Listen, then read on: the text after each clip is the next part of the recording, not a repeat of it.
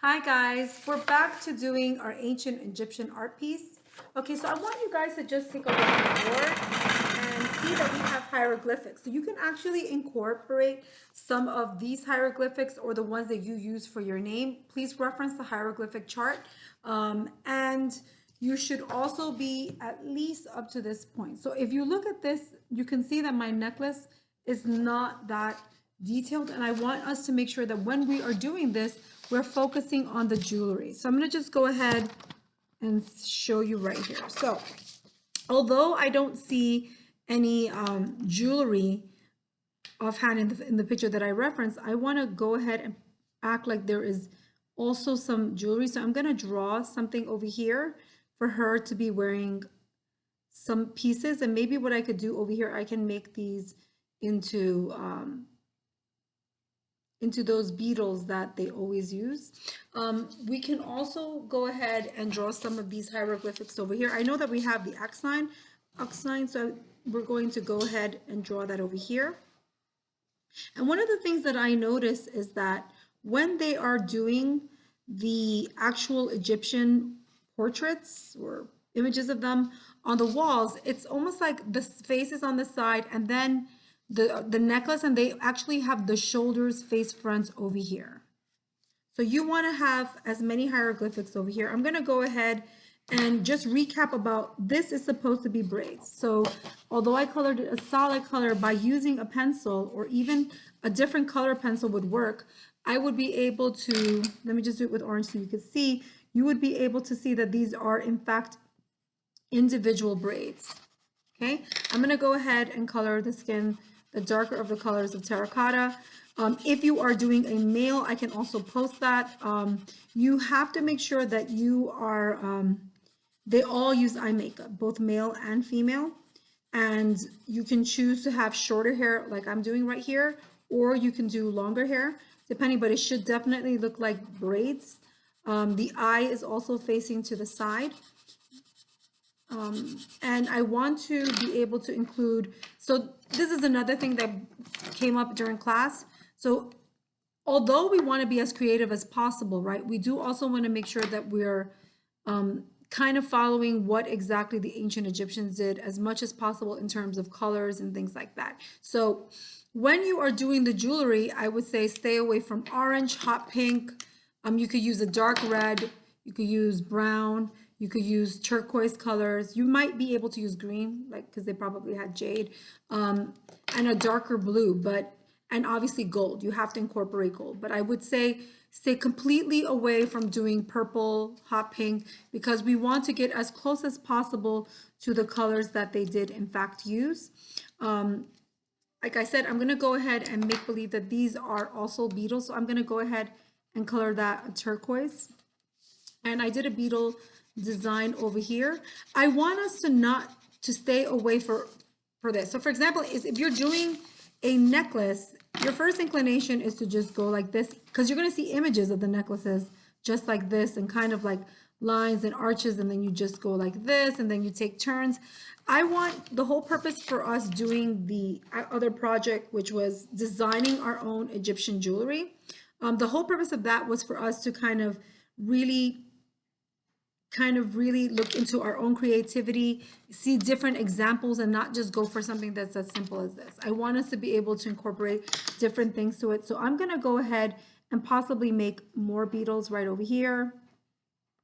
And then they also, if you look at some of the crowns or of the men, they also have snakes. And I think females can also have snakes. So you can also use the hieroglyphics over here to be able to have some of those designs that are here. I'm going to make this, I'm going to try, it's kind of tricky because I already started, but I'm going to go ahead and try to create the illusion of wings.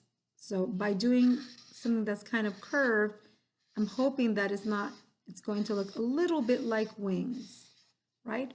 And I'm going to go ahead and do that over here and go ahead and do this over here. And by going like this and kind of going at the angle, that might create the illusion of wings. So that's what I'm going for right here.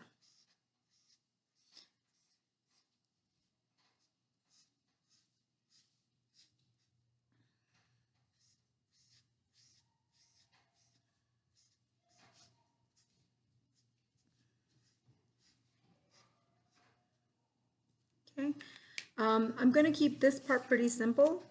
I might just go ahead and do sort of look like circular sections over here. That will be sort of like the crown part. I'm gonna go ahead and color that yellow so it could be representative of what gold would be. Obviously, when we're doing the lips, remember we said that we can go natural skin color or sort of like a reddish color. I'm gonna go and do a little bit of orange over here and then add a little bit of the skin color. See that, so they could look slightly different. This is actually a really, this is sort of like, it looks almost, this is like the feel of a chalk. So you got to be careful for this particular color pencil because then it might smudge over here. So it might be wise to leave that for last, but I'm going to just continue this so you can get an idea of how it should look in terms of skin tone. Let me put that connecting piece of the earring over there. And this is also can have designs as well, because this is a connection of the other part of the headpiece.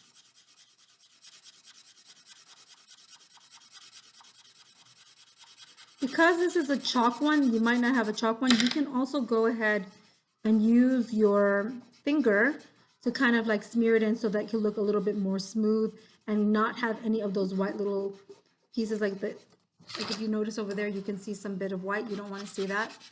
And even though I colored the chin differently, I'm going to go ahead and do some of the terracotta color on top. It might not come out exactly smooth, but look, when you smear it, it actually turns out pretty smooth. So this is a benefit of this chalk light color pencil. And as you notice, I'm also coloring ear the same color. The space that is between her earring is also getting colored that nice terracotta color. I might not be able to smear it so much because then it will mess up the work. I'm going to her neck area. So she's basically almost all done as far as her skin tone is concerned.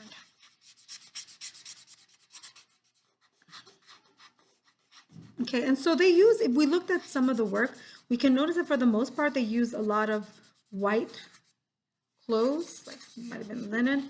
And just to be, that would make sense, obviously, if it's very hot to wear light colors. So there we go.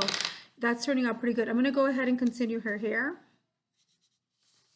and color that a solid black. Because I started with the color marker, I'm going to continue. Had I not started with the color marker, I would be doing individual little braids and not go over this with a pencil to show that the braids. You have to be pretty careful to not smear. Even if you're doing with pencil, you have to be careful to not smear that. So kind of lift up your hand like this so that you don't do that.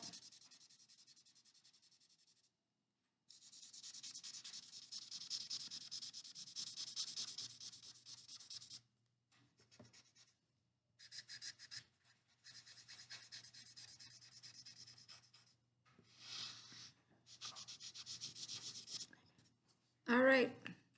So this is where we are so far. Okay. And I'm going to I added a little bit of yellow here so that it can look like it is in fact her, some gold over there. I'm going to put it on pause because I want to just get a color pencil that will complement her lips. Her lips are a little too light. Okay, so we're back. I actually took the time to make a little bit of red-green designs, which I will fix and outline, and I colored this gold. So what I'm going to do first, I grabbed a reddish brown and a red. So I can play around with the lips color. I don't want it to be a bright red. I want it to look almost like a rust red, and try to, because her skin is like a lot of reddish undertones, it might blend. I'm actually going to add probably some of the color pencil on that as well, so it could look a little bit more like natural, because they didn't really have lipstick, or at least in the images it doesn't look like it's more like their natural color. And over here, I'm going to just show you what I would do as far as design is concerned. So over here we have, like I said, we have the two beetles on the side, and I'm going to just go ahead and make little designs as if the gold had intricate designs of its own made out of gold. And that way this will look a little bit more elaborate. If I left it plain, that would work too. But I'm encouraging you guys to use as much design as possible so that it doesn't look just like a line pattern. So this is what I got so far. It's turning out pretty good. Anyway, I hope you had a good day and I look forward to seeing your work. Have a good one. Bye.